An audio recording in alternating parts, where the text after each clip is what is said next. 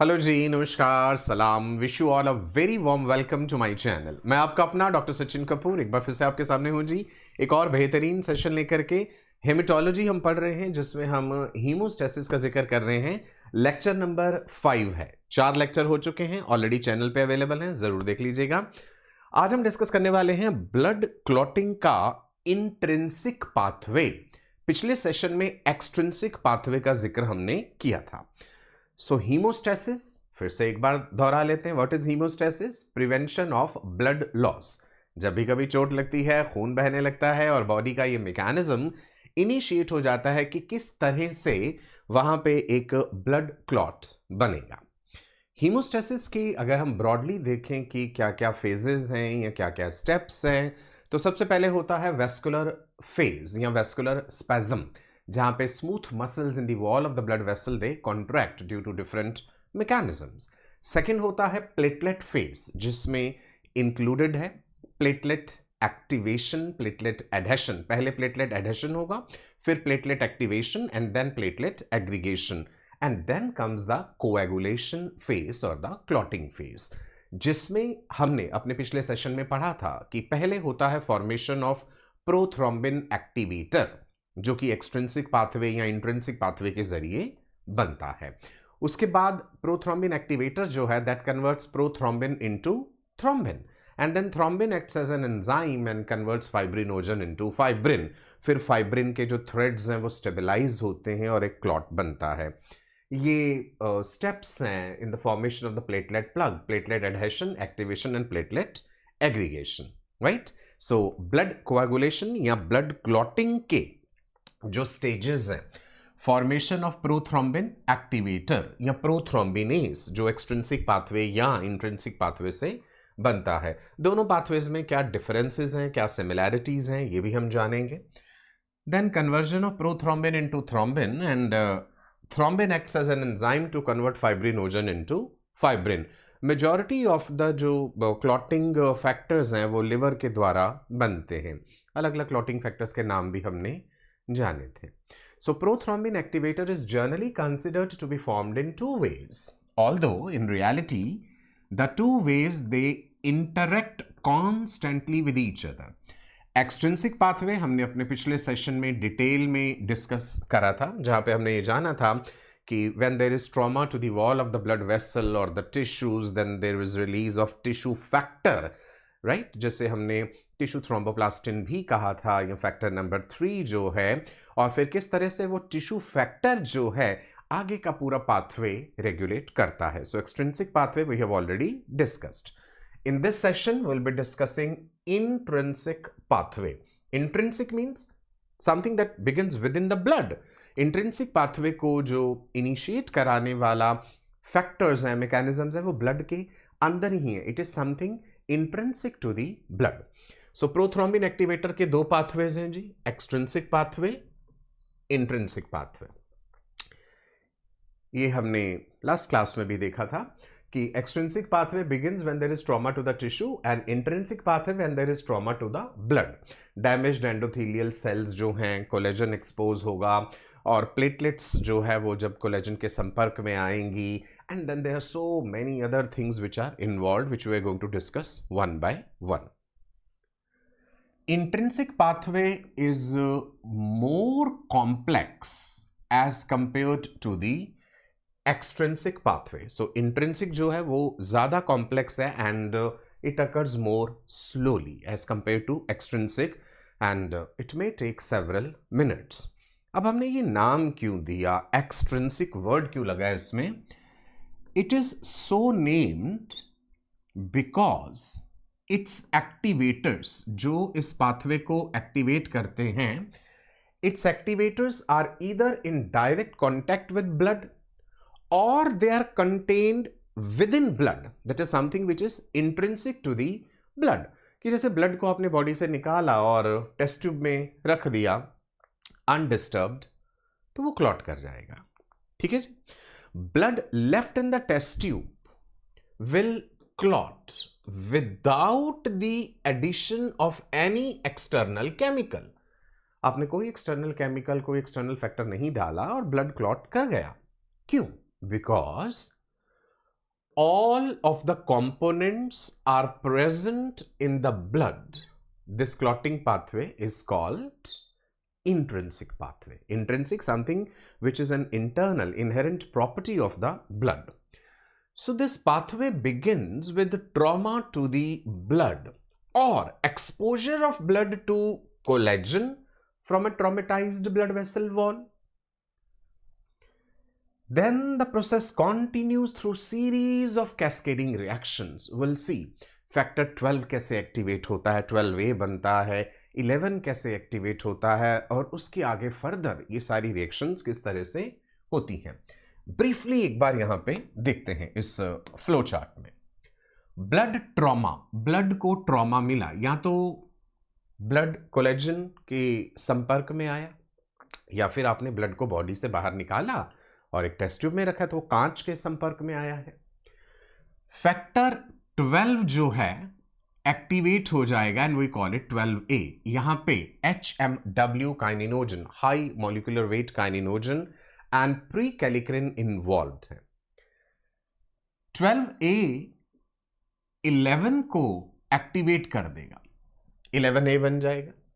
Calcium ions की जरूरत है यहां पे, और जब 11A बनेगा तो वो फैक्टर 9 को एक्टिवेट करके 9A बना देगा. सो 12, 11 and then 9.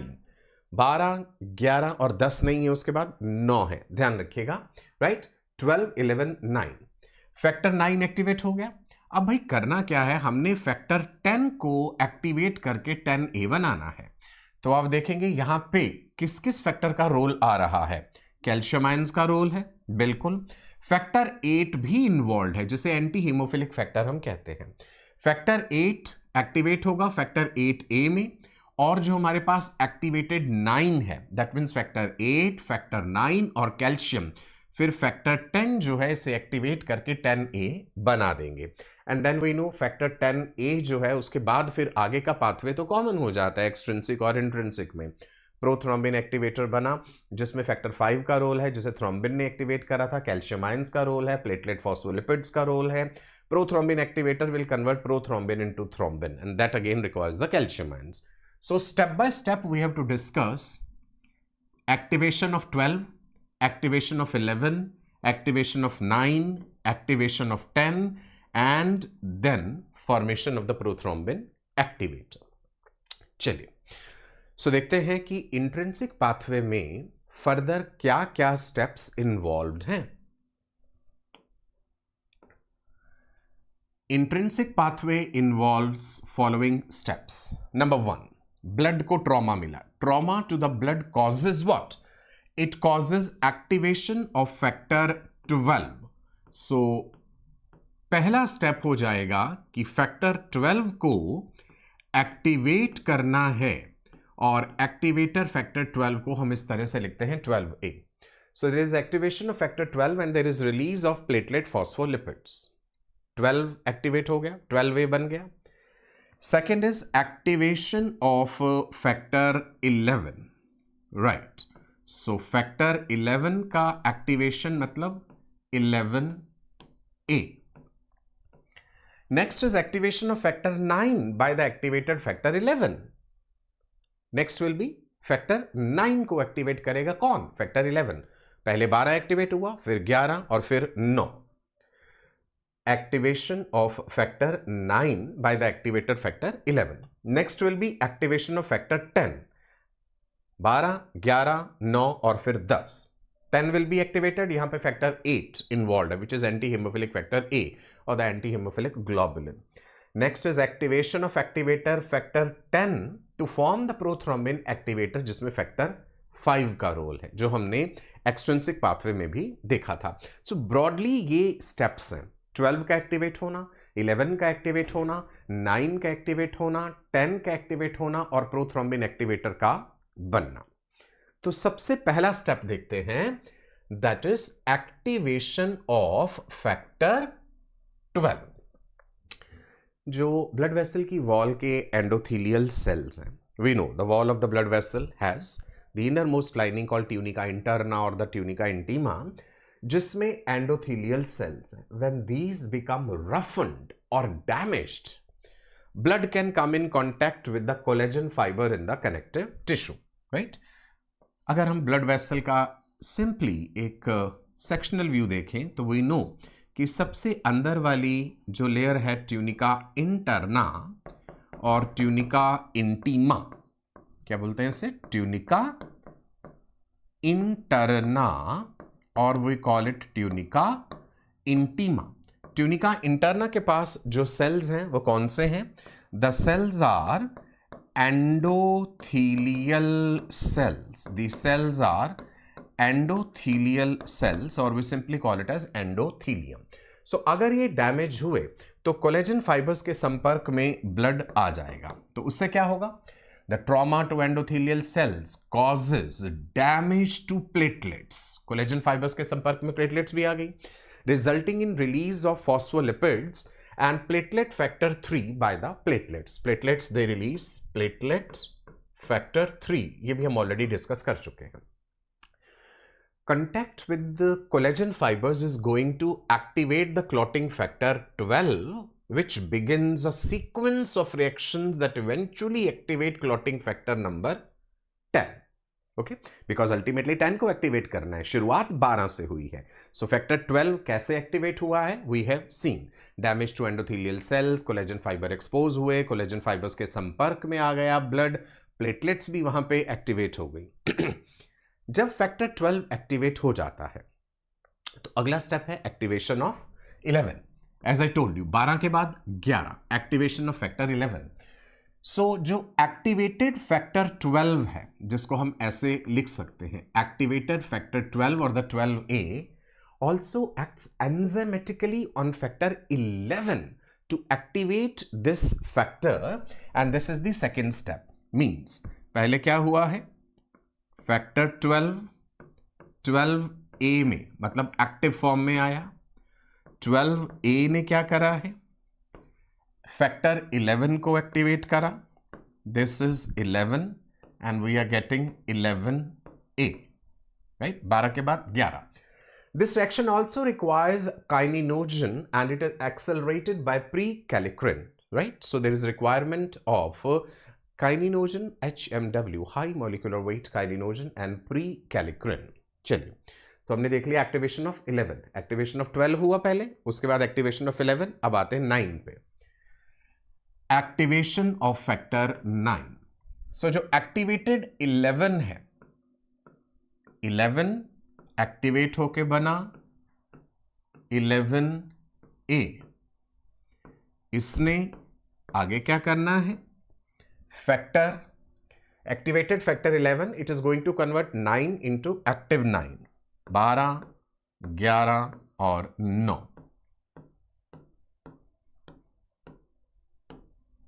Clear? So activation of factor 11, 12, then उसके बाद 11 और उसके बाद 9. So this was activation of factor 9. आगे आ जाते हैं, अब 10 की बारी है, एक्टिवेशन ऑफ फैक्टर 10. देखिए, activated factor 9 acting in concert with activated factor 8. As I told you, there is role of factor 8 also in this step, and platelet phospholipids and even the factor 3 from traumatized platelets that is going to activate factor 10. अगर factor 8 नहीं हुआ, when either factor 8 or even the platelets are in short supply, this step is deficient. Factor 8 is the factor that is missing in a person who has classic haemophilia, जिसे हम haemophilia A भी कहते हैं. So we also call it as anti haemophilic factor A. Okay, और thrombocytopenia, जब platelets का count reduce हो जाता है तब भी क्लॉटिंग इफेक्ट होती है. So platelets are the main factor that is lacking in the bleeding disease called thrombocytopenia. यहाँ पे मैंने आपको एंटी हीमोफिलिक फैक्टर 8 दिखाया है, ह्यूमन एंड मोनोक्लोनल प्यूरिफाइड है, मार्केट में अवेलेबल है. जब हीमोफिलिक पेशेंट्स को आपको ट्रीट करना पड़ता है, मान लीजिए उनकी कोई सर्जरी होनी है, टूथ एक्सट्रैक्शन होना है, तो फिर हमें वो फैक्टर आर्टिफिशियली देना पड़ेगा. नाउ नेक्स्ट आ जाएगा formation of prothrombinase, that is prothrombin activator. This step in intrinsic pathway is same as the last step in extrinsic pathway. Extrinsic pathway में भी तो अल्टीमेटली यही हुआ था कि प्रोथ्रोम्बिन एक्टिवेटर बना था। सो होता क्या है कि एक्टिवेटेड फैक्टर 10 जो है, अभी तक हमने फैक्टर 10 को एक्टिवेट करवा लिया। किसमें?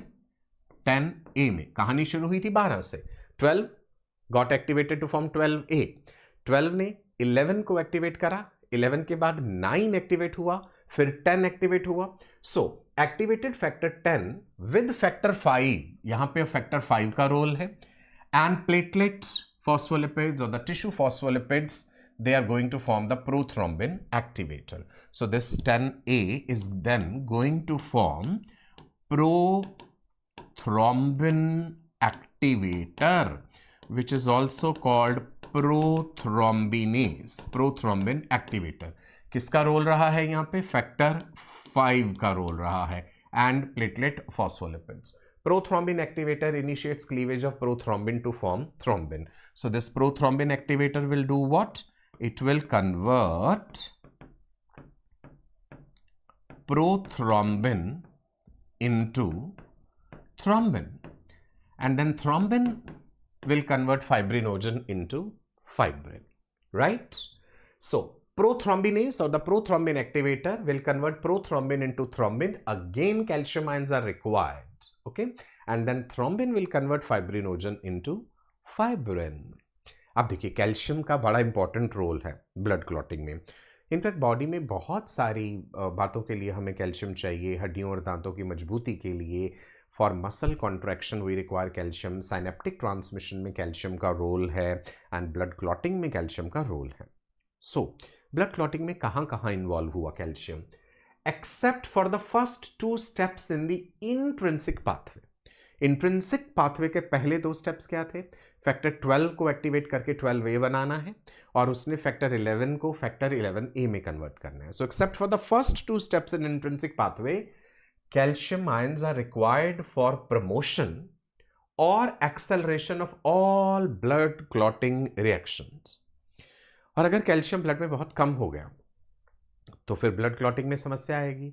लेकिन इससे पहले ही, ऐसी नौबत आने से पहले इंसान की मृत्यु भी हो सकती है कि अगर कैल्शियम इतना ज़्यादा कम हो जाएगा तो जस्ट इमेजिन कीजिए कि जब कैल्शियम कम होता है तो न्यूरॉन्स ऑटो एक्साइटेबल हो जाते हैं। न्यूरॉन्स ऑटो एक्साइटेबल होंगे तो मसल्स को मैसेजेस देंगे कॉन्ट्रैक्ट होने के लिए, टेटनी हो जाएगी, right? So in the absence of calcium ions, blood clotting by either pathway does not occur, but normal physiological situations में ऐसी नौबत आती नहीं है। इन द लिविंग बॉडी,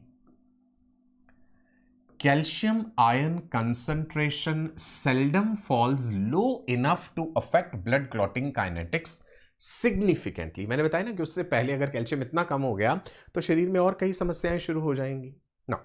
जब आपने ब्लड निकाला है बॉडी से, right, when blood is removed from someone, blood can be prevented from clotting.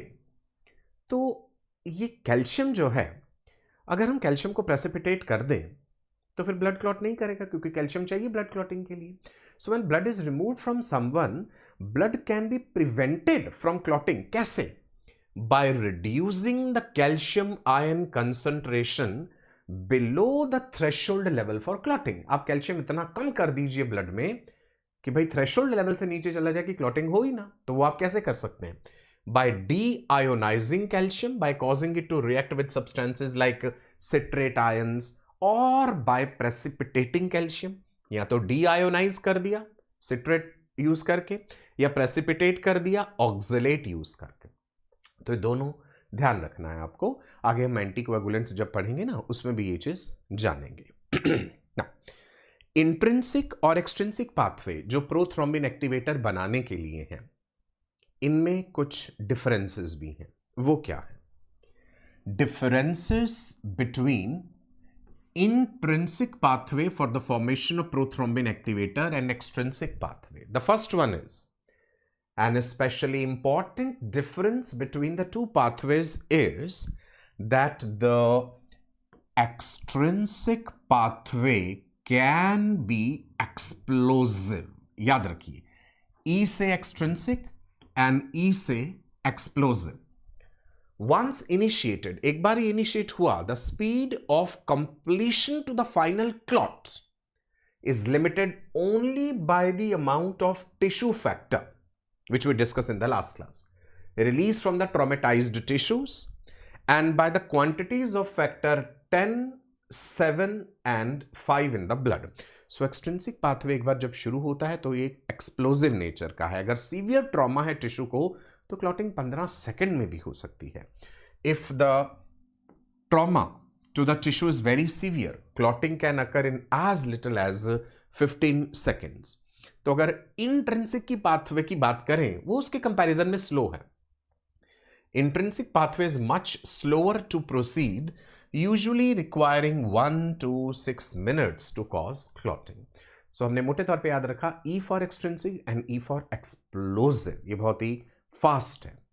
Under in vivo conditions, शरीर के अंदर फिजियोलॉजिकल कंडीशंस में intrinsic pathway has a little importance because blood does not normally come in contact with the negatively charged surfaces required to activate the factor 12. अब factor 12 को activate करने के लिए भाई जो एंडोथेलियल सेल्स हैं वो डैमेज होने चाहिए, उनकी स्मूथनेस खत्म होनी चाहिए, वो रफ हो जाने चाहिए और कोलेजन एक्सपोज होना चाहिए. सो ऐसा होता नहीं है. अंडर इन वीवो मतलब physiological conditions, intrinsic pathway has little importance because blood does not normally come in contact with negatively charged surfaces which we require to activate the factor 12. So hemostasis is initiated primarily by extrinsic pathway. Remember, hemostasis is initiated primarily by extrinsic pathway, जहां पे tissue factor का role है. जो intrinsic pathway है ये शुरू कहां से हुआ? फैक्टर 12 जब एक्टिवेट हुआ. Intrinsic pathway starts with factor 12 which is Hageman factor which gets activated when blood contacts glass. अगर कांच की ट्यूब में हमने रखा है या कायोलिन के संपर्क में आया, वो जो चाइना क्ले होती है कायोलिन कहते हैं उसे, कोलेजन के संपर्क में आया, ये किसी नेगेटिवली चार्ज्ड सरफेस के संपर्क में आया है, तब फैक्टर 12 एक्टिवेट होता है. और ये नॉर्मल फिजियोलॉजिकल कंडीशंस में आसानी से ऐसा नहीं होता है. ठीक है, तो फिर ब्लड को ये माहौल कहां मिलता है? भाई लेबोरेटरी कंडीशन में. Such surfaces are present in laboratory test tubes and not normally inside the intact blood vessel. Got it? Hence intrinsic pathway is mainly a laboratory phenomena, not the physiological trigger. Got it? चल, अच्छा एक चीज और देखी गई है कि अगर फैक्टर 12 की डेफिशिएंसी होती है, factor 12 deficiency does not cause bleeding. So individuals with factor 12 deficiency they do not bleed abnormally. अगर intrinsic pathway, if the intrinsic pathway were essential in vivo, normal physiological condition में ये intrinsic pathway essential होता, then those patients should bleed, but they do not. So the intrinsic pathway is not crucial for physiological homeostasis. It is the extrinsic pathway.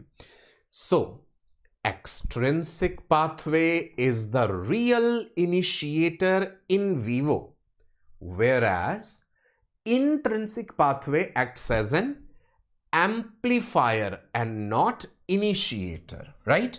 So हम लिख लेते हैं कि जो extrinsic pathway है,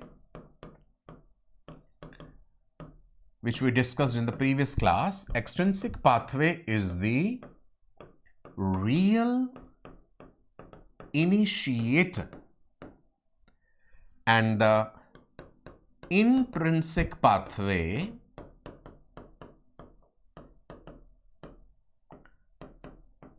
it is the amplifier.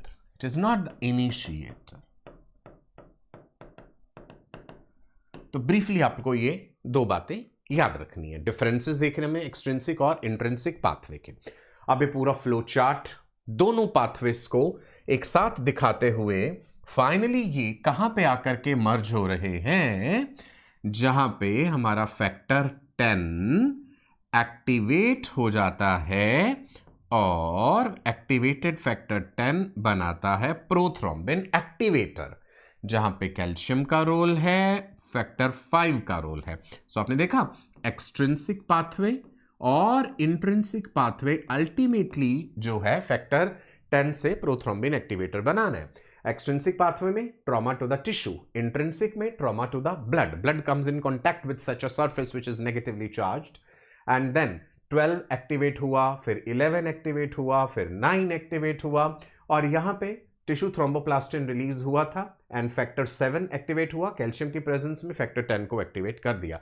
Extrinsic explosive है, shorter है comparatively, intrinsic में ज्यादा रिएक्शंस इन्वॉल्व हैं। फिर से देख लीजिए यहां पे extrinsic, intrinsic.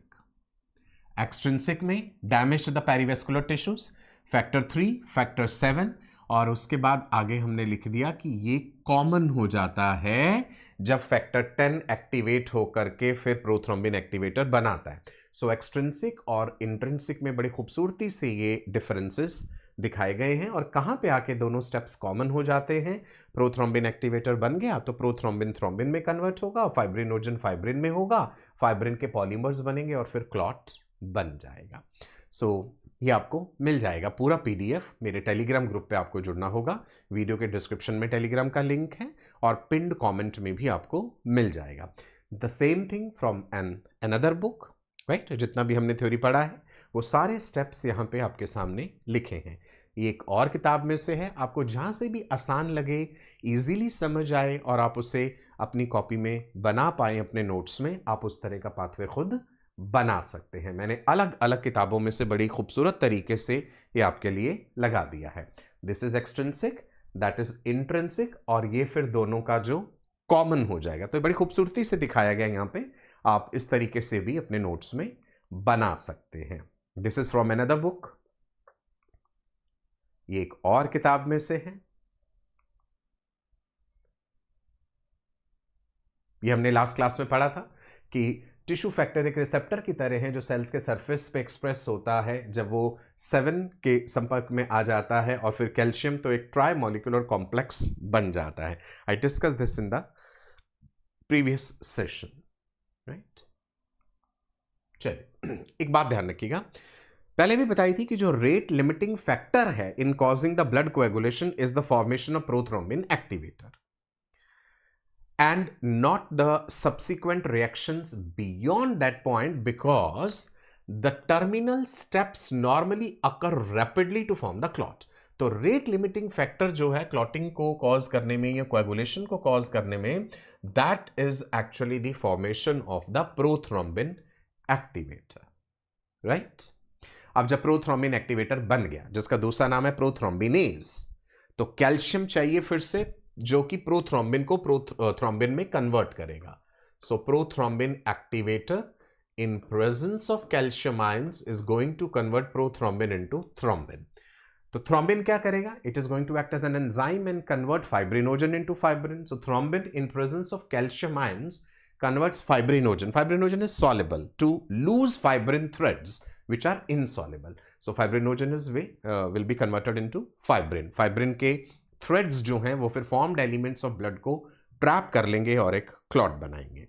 Prothrombin into thrombin by prothrombin activator. What is required? Calcium. Thrombin is doing what? Converting fibrinogen into fibrin monomer. Calcium is required. Fibrin fibers are formed. Fibrin fibres में फिर cross linked fibrin fibres बनेंगे और यहां पे activated fibrin stabilising factor चाहिए। तो thrombin ही वो काम करेगा, फाइब्रिन स्टेबलाइजिंग फैक्टर को एक्टिवेट करके cross linking of the fibrin fibres करेगा, कुछ इस तरह से, राइट। फाइब्रिन के थ्रेड्स हैं, उन्होंने प्लेटलेट्स को, आरबीसीज को, डब्ल्यूबीसीज को एक तरह से ट्रैप कर लिया है और क्लॉट बना दिया है। बनने के बाद क्लॉट फिर सिकुड़ता भी है, उसको क्लॉट रिट्रैक्शन कहते हैं, और सीरम ऊज आउट करता है, और वहां पे भी प्लेटलेट्स का रोल है। Thrombin also activates factor 13, fibrin stabilizing factor, which strengthens and stabilizes the fibrin threads into a sturdy clot. So as you have seen here, this fibrin stabilizing factor, which is factor number 13, इसको activate किसने करा? इसको activate thrombin ने करा. So thrombin also activates factor 13. So this is how finally that clot is formed, जहां पे वो एक लूज प्लग बना था जिसे हमने प्राइमरी प्लेटलेट प्लग कहा था, और कैसे वो एक सेकेंडरी हीमोस्टैटिक क्लॉट में कन्वर्ट हुआ है। So action of thrombin on fibrinogen to form fibrin. Prothrombin activator ने प्रोथ्रोम्बिन से थ्रोम्बिन बना दिया, थ्रोम्बिन ने फाइब्रिनोजन से fibrin.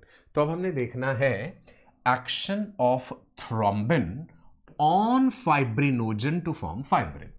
Thrombin is a protein enzyme with weak proteolytic capabilities. So it acts on fibrinogen and it removes 4 low molecular weight peptides from each molecule of fibrinogen, forming 1 molecule of fibrin monomer. Fibrin के जो monomers होते हैं ना, they have automatic capability to polymerize. Right? The fibrin monomers, they automatically polymerize with each other, with other fibrin monomer molecules to form the fibrin fibers. So many fibrin monomer molecules, they polymerize within seconds into long fibrin fibers that form the reticulum of the blood clot. Something like this. Right?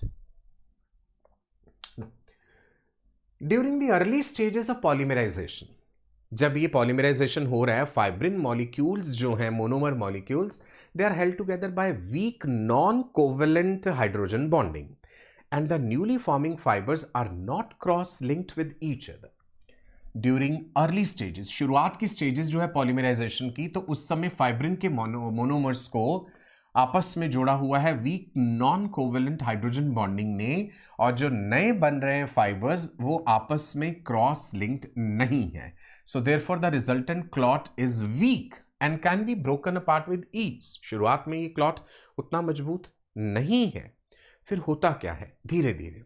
However, another process occurs during the next few minutes that greatly strengthens that fibrin reticulum. उस process में क्या involve है, जैसा मैंने पहले जिक्र करा, factor 13, fibrin stabilising factor.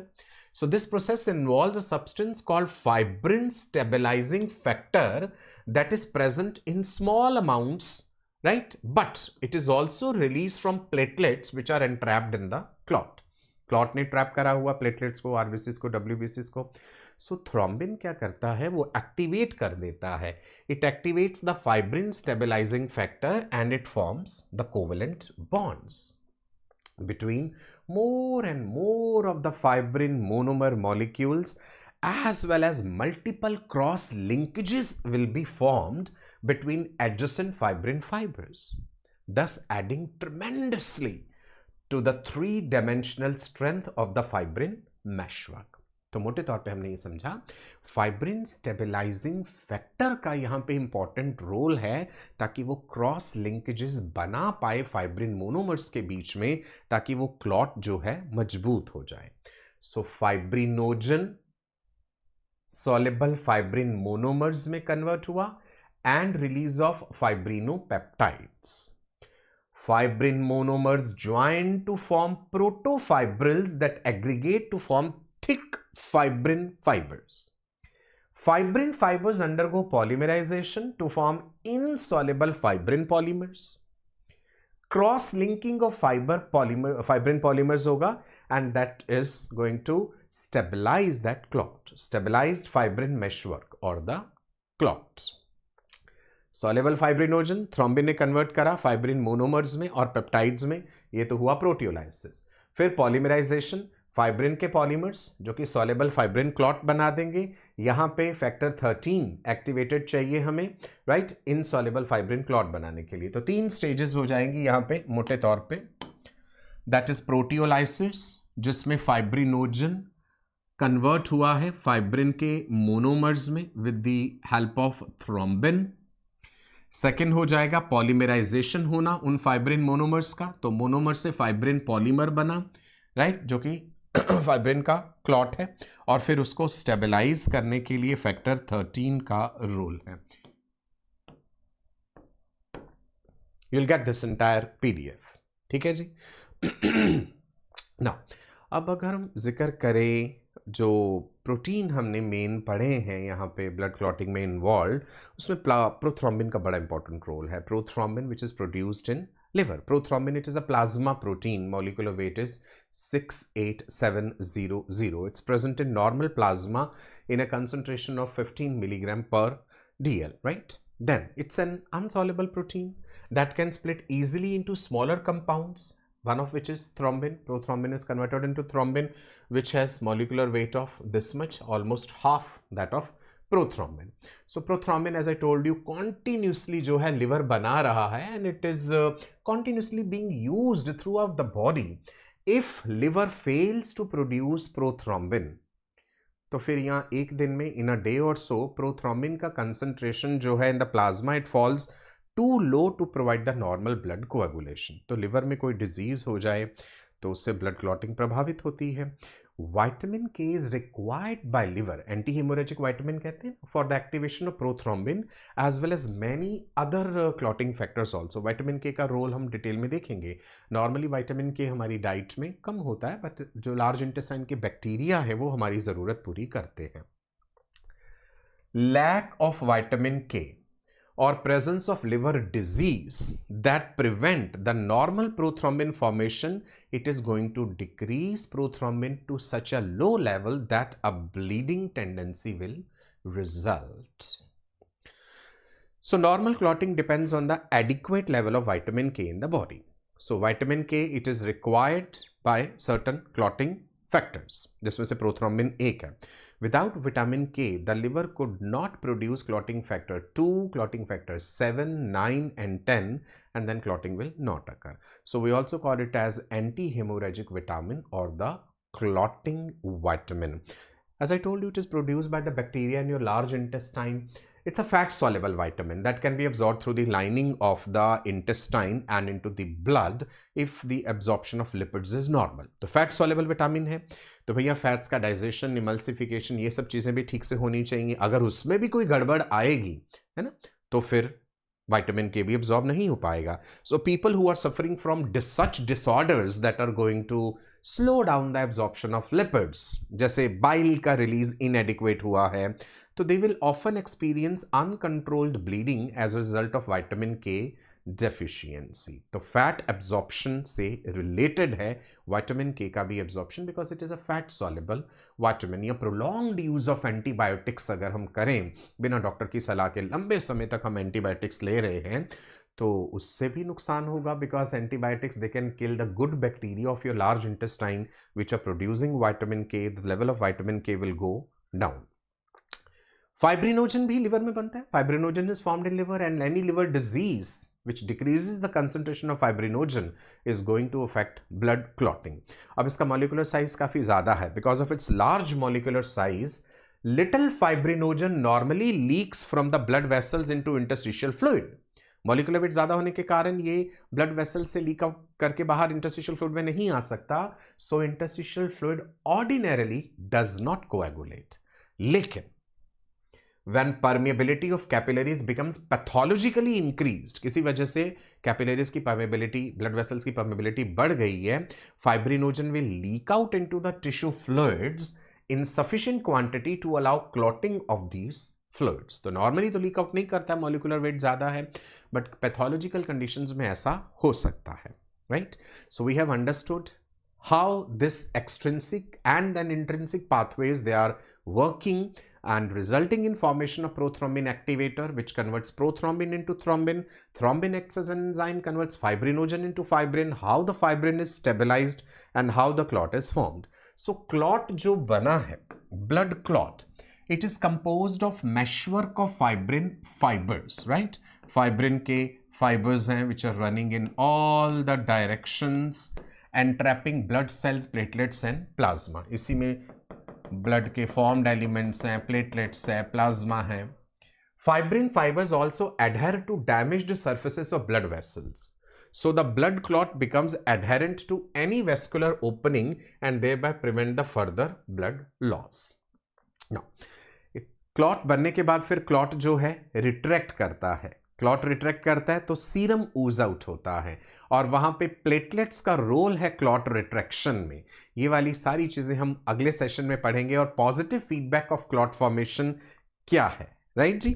चलिए, सो आज के लिए इतना ही रखते हैं. I hope you enjoyed the session. Like और शेयर जरूर कीजिएगा. I am trying my best to make the things as simple as possible, और सारी ऑथेंटिक इन्फॉर्मेशन आपको एक ही प्लेटफॉर्म पे मिल जाए, बने बनाए कंप्लीट ये नोट्स मिल जाएं, तो फिर और क्या चाहिए आपको. लाइक और शेयर ज़रूर कीजिएगा, चैनल सब्सक्राइब कर लीजिए और टेलीग्राम ग्रुप पे जुड़ना मत भूलिएगा। नमस्कार, बाय बाय, स्टे ब्लेस्ड।